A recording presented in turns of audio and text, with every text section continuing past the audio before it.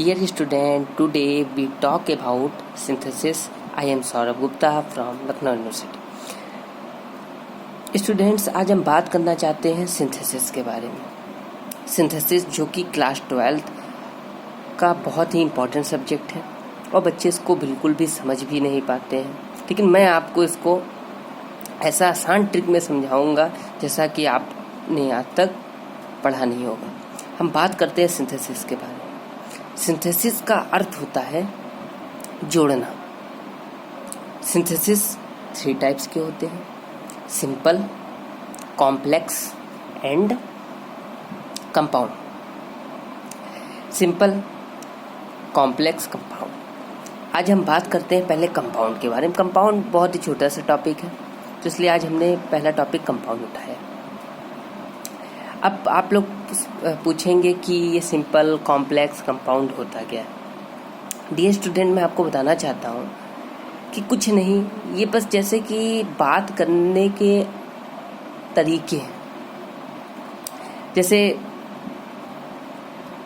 राम खेलता है, मान लीजिए, ये एक बोलने का तरीका है। दूसरा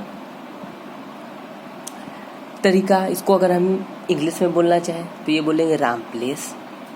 अगर इसी को तीसरे तरीके में संस्कृत में बोलना चाहेंगे तो इसको हम यही बोलेंगे रामा खेलती। तो उसी प्रकार से मतलब चीज एक ही है, लेकिन उसके बोलने के 3 तरीके हैं: हिंदी, इंग्लिश एंड संस्कृत। वही तरीका मान लीजिए सिंथेसिस में भी है। सिंथेसिस में ये होता है कि एक बात को हम कैसे कह सकते हैं। सिंपल में अगर उसी सेंटेंस को दिया जाएगा कैसे चेंज कर सकते हैं, कॉम्प्लेक्स में उसी सेंटेंस को कैसे चेंज कर सकते हैं, और कंपाउंड में कैसे उसी सेंटेंस को चेंज कर सकते हैं। सबके अपने अपने बस रूल है। तो आज हम बात करना चाहते हैं कंपाउंड के बारे में। कंपाउंड में बस हमें 4 चीज़ों को ध्यान रखना है। पहला, एंड, जिसका मतलब आप लोग जानते ही होंगे, और होता है। दूसरा मतलब अदरवाइज। अदरवाइज मतलब होता है अन्यथा। एंड तीसरा बट। बट मतलब होता है लेकिन। And fourth so. So means होता है इसलिए। बस ये 4 चीज़ें हमें ध्यान रखनी है और कंपाउंड हमारा मिनटों में सॉल्व।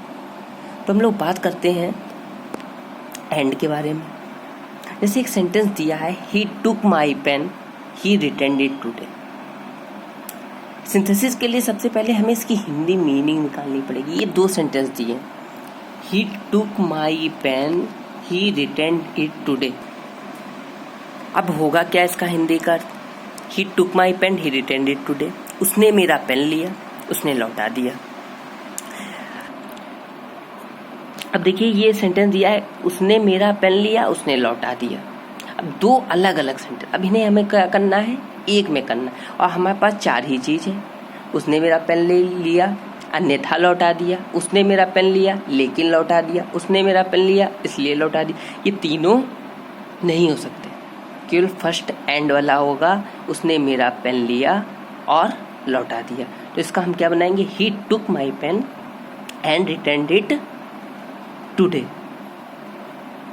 ये एक बार में हो गया, उसने मेरा पेन लिया और लौटा दिया।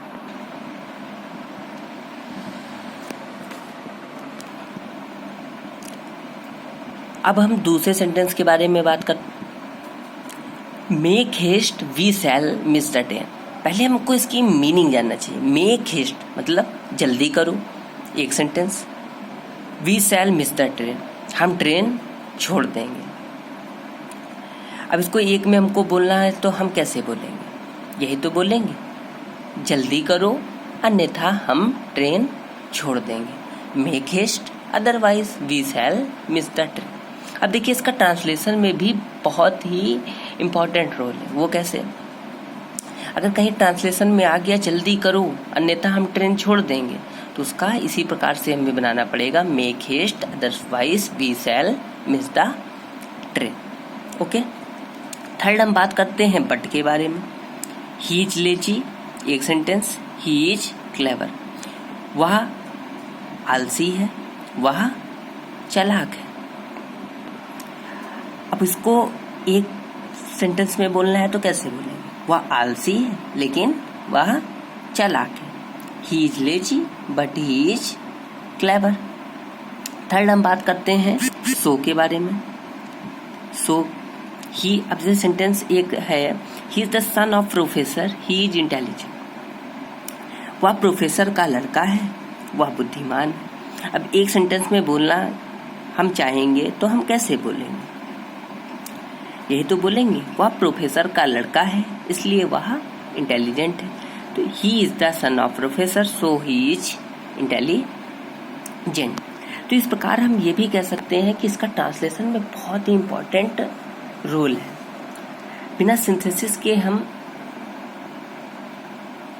ट्रांसलेशन को सीख ही नहीं सकते। डियर स्टूडेंट, अब अगली क्लास में हम आपको बताएंगे कॉम्प्लेक्स सेंटेंस, उसके बाद हम आपसे बात करेंगे सिंपल के बारे में।